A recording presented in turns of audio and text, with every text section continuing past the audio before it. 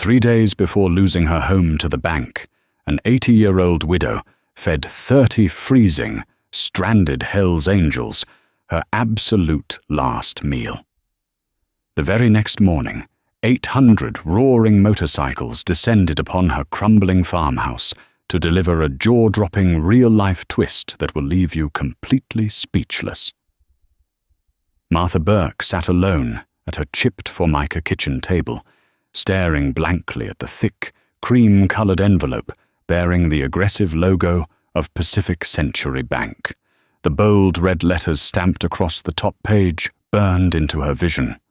Final notice of foreclosure. She had exactly 3 days before the county sheriff would drive up her long, cracked driveway in the remote hills of Ojai, California, and force her to leave the only home she had known for 56 years. Her late husband, Alvinson, had built the farmhouse with his own calloused hands back in the late 60s. It was supposed to be their forever sanctuary. But after Alvinson's grueling 5-year battle with pancreatic cancer, the crushing weight of medical bills had eaten through their savings, their retirement, and finally, the equity of the farm. Alvinson had passed away 2 years ago, leaving Martha completely alone. Now, the roof leaked in 3 different places, the porch steps were rotting away, and the wind whistled straight through the warped window frames. Outside, the sky bruised into a violent, unnatural shade of purple. A freak late-autumn squall was tearing through the valley. It wasn't just a heavy downpour, it was a torrential, blinding deluge that immediately began washing out the fragile, winding mountain roads of State Route 33. The temperature plummeted 40 degrees in a matter of hours. Martha pulled her moth-eaten wool cardigan tighter around her frail shoulders and moved to place a 3rd plastic bucket in the hallway to catch the dripping water from the ceiling. Then she felt the vibration. It started low, a guttural rumbling that seemed to rise up through the rotting floorboards and rattle the teacups in her antique china cabinet. Martha froze. The sound grew deafening, an aggressive roar of heavy machinery that completely drowned out the howling wind. Headlights slashed through the sheer curtains of her living room, dozens of them, blinding and chaotic, cutting through the pitch-black storm. Martha crept to the window, her heart hammering against her ribs. Through the torrential downpour, she could make out massive silhouettes, dragging heavy motorcycles up her muddy driveway. The road below had completely washed out. A wall of thick brown mud had barricaded the highway, leaving whoever was on it trapped in the deadly freezing squall. Footsteps, heavy and booted, pounded onto her fragile wooden porch. The wood groaned under the immense weight. Bang! Bang! Bang! The knock on the door was less of a request and more of a demand. Martha gasped, her hand flying to her throat. She lived miles from the nearest neighbor. She had no cell service, and the landline had been shut off weeks ago due to unpaid bills. She shuffled to the heavy oak door. With trembling fingers, she unlocked the deadbolt and pulled it open just a crack. Standing on her porch was a mountain of a man. He stood 6'5", his beard thick and soaked, plastered to his chest. He wore a heavy leather vest over a soaking wet flannel shirt. Plastered across the back of his vest, visible as he turned slightly to shout at the men behind him, was the infamous winged death's head logo. Above it, a top rocker patch read, Hells Angels. Below it, California. There were at least 30 of them swarming her front yard, pushing their massive Harley-Davidsons under the meager shelter of her ancient oak trees. They looked rough, hardened, and dangerous. Tattoos snaked up their necks and covered their knuckles. "Mom!"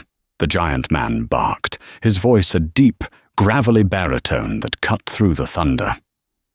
Route 33 is gone. Mudslide took out the bridge a mile down. My guys are freezing to death out here. We need shelter. It was a terrifying sight. Martha had watched the news. She had heard the stories and the reputation. every survival instinct screamed at her to slam the door, lock it, and hide in the bedroom. She was an 82-year-old fragile woman facing 30 members of the world's most notorious motorcycle club.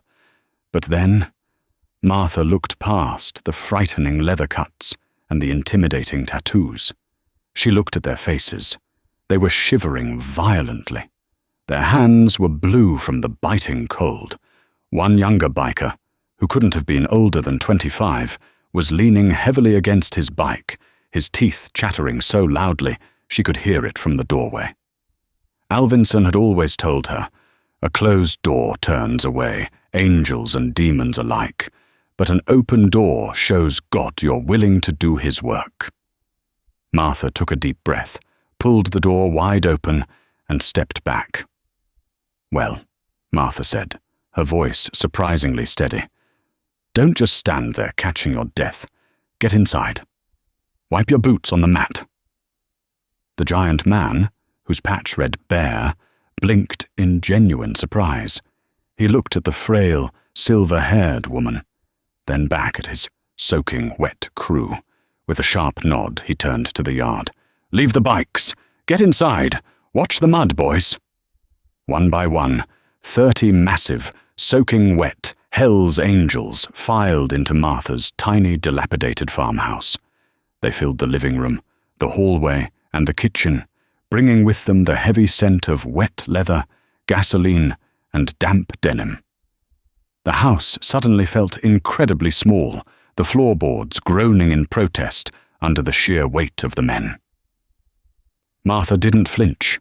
She immediately went to the hall closet and began pulling out every towel, blanket, and quilt she owned. "Take off those wet jackets," she ordered, handing a floral-patterned quilt to a terrifying-looking man with a scar running through his left eyebrow. He took it with a mumbled, "Thank you, ma'am." Bear, clearly the road captain of this charter, stood in the center of the living room. "We won't cause you any trouble, ma'am. Soon as the storm breaks and the sun's up, we'll clear out. I'm Bear. This is Jimmy. And that's Cole." "I am Martha," she replied, her hands resting on her hips. "And you look like you're half-starved. Let me see what I have in the kitchen." The reality of Martha's situation hit her the moment she opened her pantry door. The shelves were heartbreakingly bare.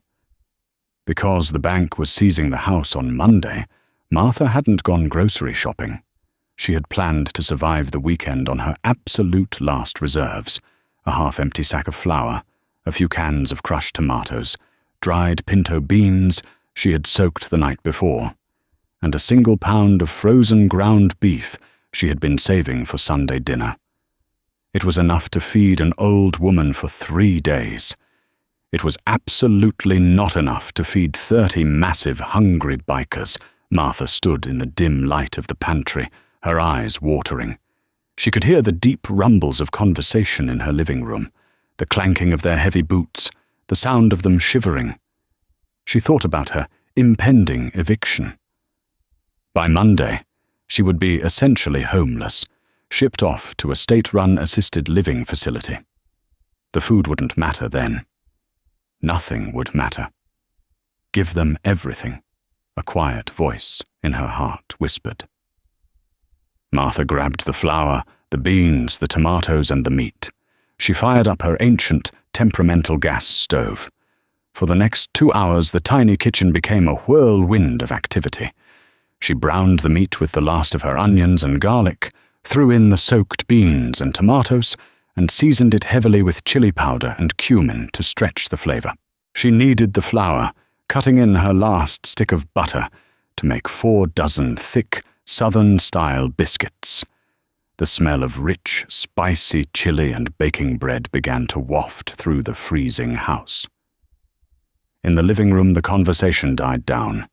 The rough, intimidating men were suddenly silent, staring toward the kitchen like starved wolves. When Martha carried the first massive steaming cast-iron pot out to the dining room table, followed by a mountain of golden biscuits, the bikers just stared at her. "I don't have enough bowls for all of you," Martha apologized, wiping her flour-covered hands on her apron. "You'll have to eat in shifts, and use the mugs for the chili." Bear stepped forward. He looked at the mountain of food, then down at Martha. "Ma'am, you didn't have to do this. We could have just waited out the storm." "Nonsense," Martha scolded gently. "A cold belly makes for a cold spirit. Eat."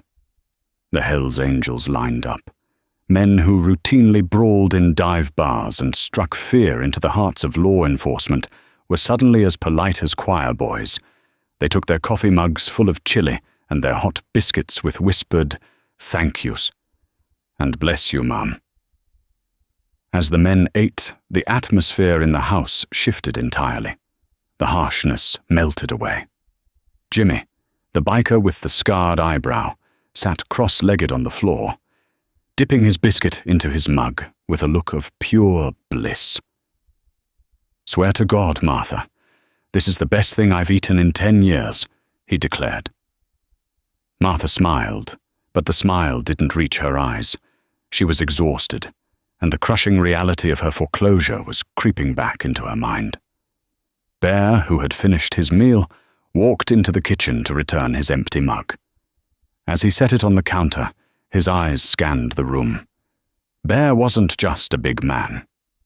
He was observant. He noticed the bucket catching brown water near the refrigerator.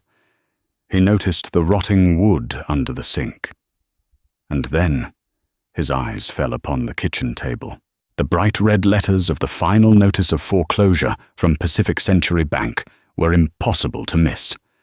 Bear stood completely still, his dark eyes reading over the document. He read the eviction date. Monday, November 14th, 72 hours from now. Martha walked in and saw him looking at it. She quickly moved forward, snatching the papers off the table and pressing them to her chest, her cheeks burning with deep, humiliating shame. I meant to put those away, she stammered, looking at the floor. Bear slowly turned to face her. The intimidating, gruff exterior seemed to soften completely. "Martha," he said quietly, his deep voice barely above a whisper. "They're taking your house?"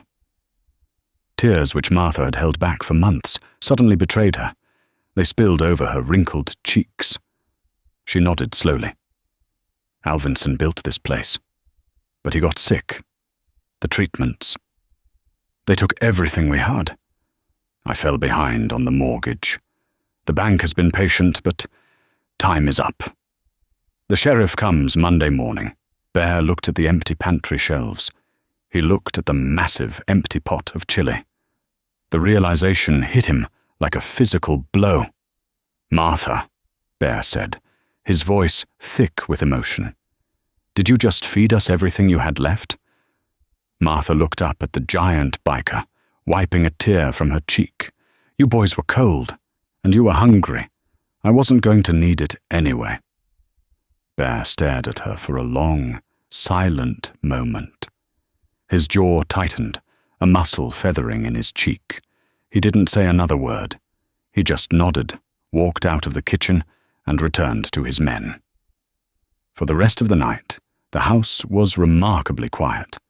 The bikers slept wherever they could find space, on the floor, against the walls, curled up in their leather cuts. Martha retreated to her bedroom, listening to the rain slowly taper off as dawn approached. When Martha woke up the next morning at 6 a.m., the storm had broken. Sunlight was streaming through her bedroom window. She wrapped her robe around herself and walked out into the hallway. The house was completely empty. The blankets were neatly folded and stacked on the sofa. In the kitchen, every single mug, bowl, and spoon had been washed, dried, and put away. But the men were gone. She walked out to the front porch. The driveway was empty.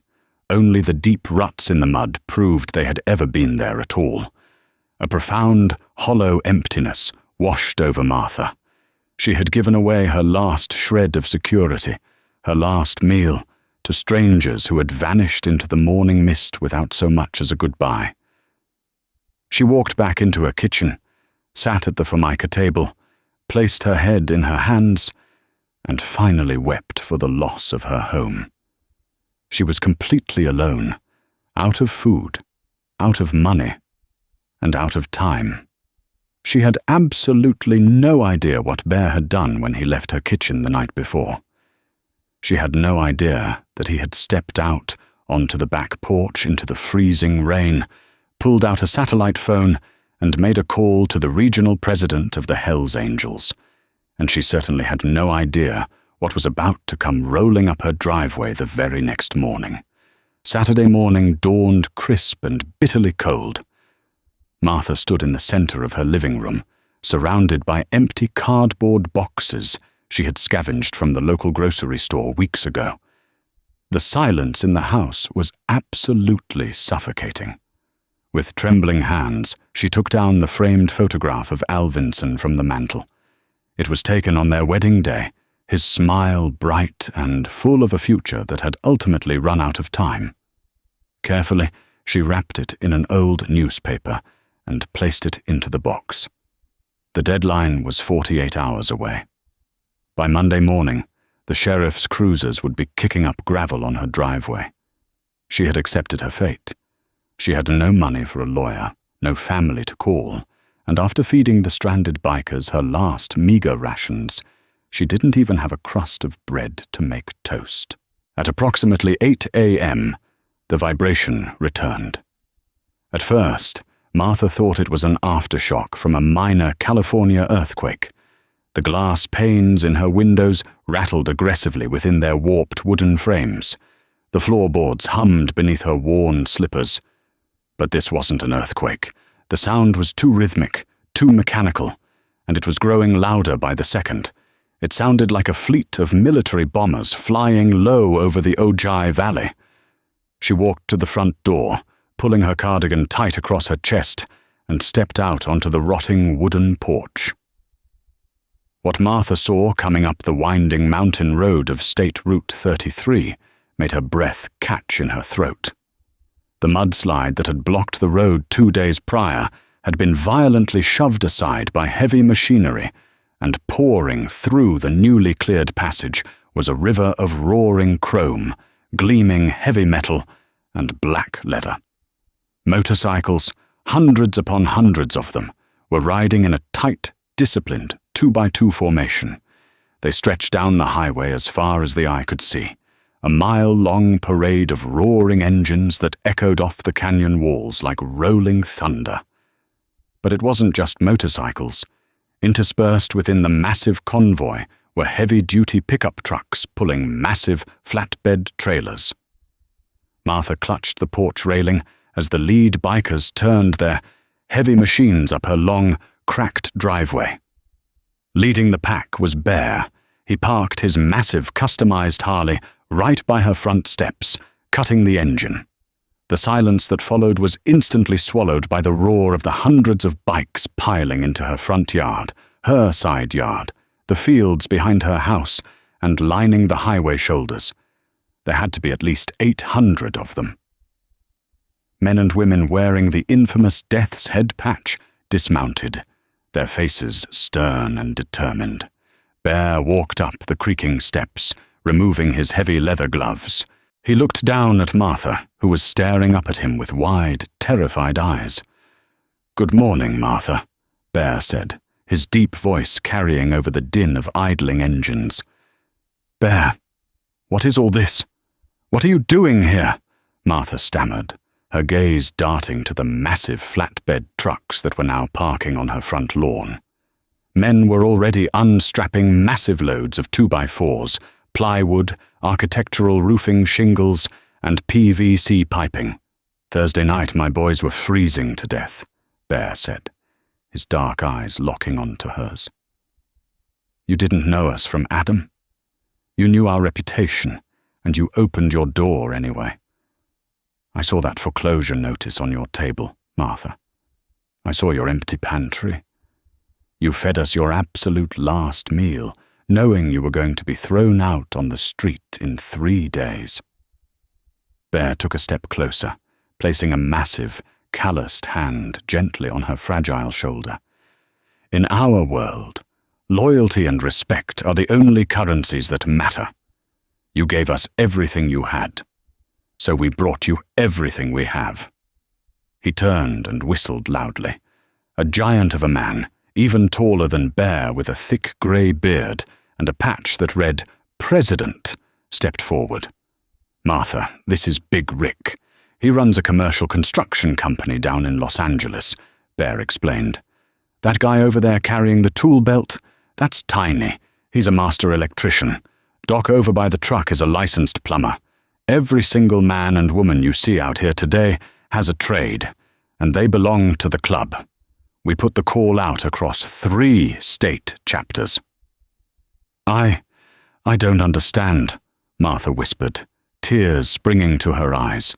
"I can't pay any of you."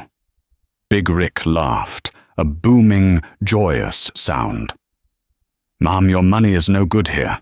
You bought this crew's labor with a pot of chili and some homemade biscuits.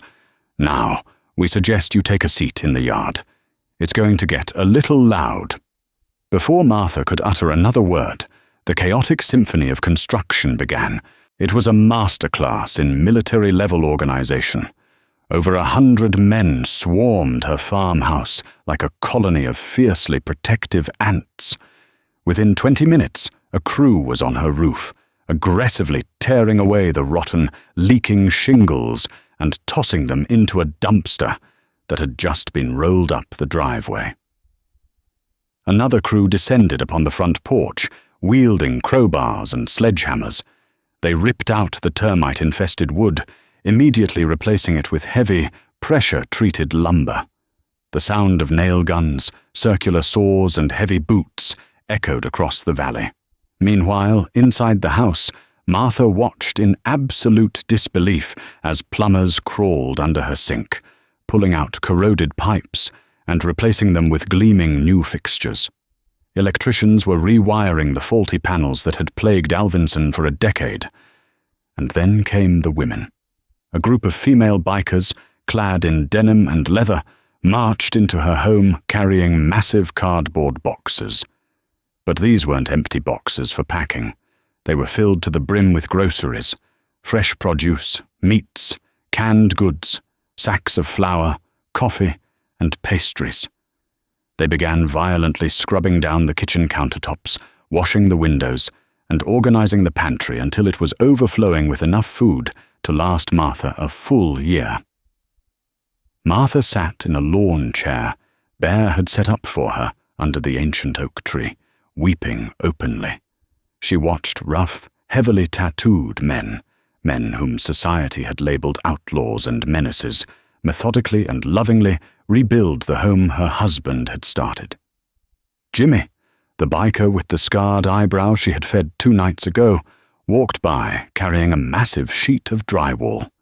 He shot her a bright, beaming wink.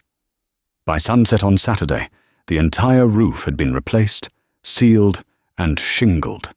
The porch was fully rebuilt and structurally sound. The interior walls had been patched, and a fresh coat of warm, inviting paint was drying in the living room. But as the floodlights flicked on and the generators hummed, casting a bright glow over the buzzing construction site, a cold dread began to pool in Martha's stomach. The house was beautiful. It was stronger and safer than it had been in 30 years. But none of it changed the fact that Pacific Century Bank still held the deed. The sheriff was still coming on Monday. They were fixing a house she was legally about to lose. Sunday morning arrived with the smell of fresh coffee and sawdust. The bikers had worked through the night in shifts, sleeping in the beds of their trucks or on the ground, wrapped in their heavy leather cuts. Martha walked up the steps of her brand-new sturdy porch. The rickety screen door had been replaced with a solid, beautiful oak frame. Inside, her home was warm. The drafts were completely gone. The leaking roof was a memory, and her kitchen smelled of bacon and eggs, cooked by a terrifying-looking biker who turned out to be a professional chef in his civilian life. By Sunday afternoon, the tools were being packed away. The massive dumpsters, filled with the rotting remnants of Martha's past, were hauled down the mountain. The 800 bikers began to line up their machines, wiping down the chrome, their faces smeared with dirt, paint, and exhaustion, but glowing with an undeniable pride. Martha stood by the front door, her hands shaking as she looked at the incredible transformation. She knew she had to tell them. She had to break their hearts and tell them that all this breathtaking work was in vain because the bank was going to take it all tomorrow. She spotted Bear wiping grease from his hands with a rag and slowly walked over to him. "Bear," Martha said, her voice cracking, I don't know how to thank you. You've given me a miracle. But I have a confession. I didn't tell you the whole truth about the foreclosure." Bear stopped wiping his hands. He looked down at her, his expression unreadable. "What is it, Martha?" "The house. It looks magnificent." "But the bank," Martha choked back a sob. "They don't care about a new roof or fresh paint. I owe them $42,000 in back payments and medical liens. The sheriff is still coming tomorrow morning. You fixed this beautiful house for the bank." Bear stared at her for a long moment. Then a slow, knowing smile spread across his rugged, bearded face. He reached inside the deep breast pocket of his leather vest and pulled out a thick, legal-sized manila envelope. He handed it to Martha. "We know, Martha," Bear said softly. "I read the notice on your table. You think a club with 800 members across 3 states doesn't have a few good lawyers or a little spare cash?" Martha's hands trembled violently as she opened the clasp of the envelope. She pulled out a stack of documents bearing the official seal of Pacific Century Bank. "Yesterday morning, while the boys were up here tearing off your roof, Big Rick and I paid a visit to the branch manager down in Ventura," Bear explained, casually leaning against his motorcycle. "We had a very polite, very convincing conversation about corporate greed and community service. We also brought a cashier's check." Martha stared at the paper on top. It was a release of lien. The mortgage balance was listed as $0. Attached to it was a brand new deed. The property was registered solely in the name of Martha Burke. Free and clear. "We passed the hat," Bear continued, gesturing to the sea of bikers revving their engines in the yard. "Every chapter from San Diego to Portland chipped in. We bought the debt, Martha, and then we dissolved it. The house is yours. Forever. The sheriff isn't coming tomorrow, or any other day." Martha dropped the papers to the dirt. Her knees buckled. Before she could hit the ground, Bear caught her, lifting her up with ease and wrapping his massive arms around her fragile frame. Martha buried her face in his leather vest, weeping with a force that shook her entire body. She cried for Alvinson. She cried for the months of terrifying uncertainty, and she cried for the absolute, staggering grace of the frightening men standing before her. Around them, the 800 members of the Hells Angels erupted into a deafening cheer. Men pumped their fists in the air, revving their motorcycle engines until the ground shook and the roar echoed for miles across the California hills. "Your family now, Martha," Bear whispered, pulling back to wipe a tear from her wrinkled cheek. "And nobody evicts our family." Over the next hour, the massive convoy began to roll out. One by one, the bikers rode past the newly built porch, tipping their heads, throwing up peace signs, and saluting the elderly widow who had given them her last meal.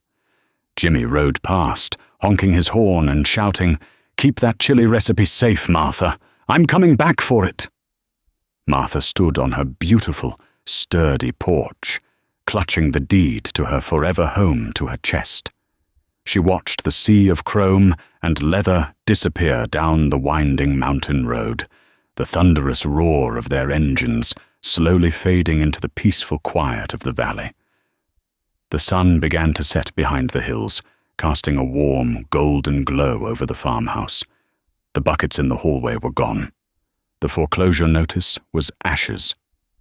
As she walked back inside her warm, fully stocked kitchen, Martha looked up at the ceiling, smiling through her lingering tears.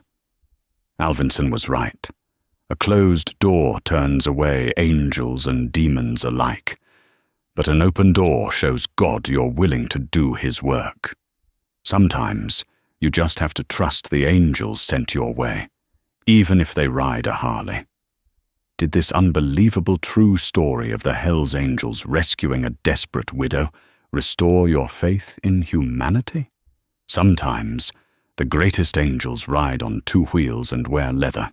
If Martha and Bear's incredible journey moved you today, please hit that like button, share this inspiring video with your friends, and subscribe to our channel for more heartwarming, jaw-dropping stories.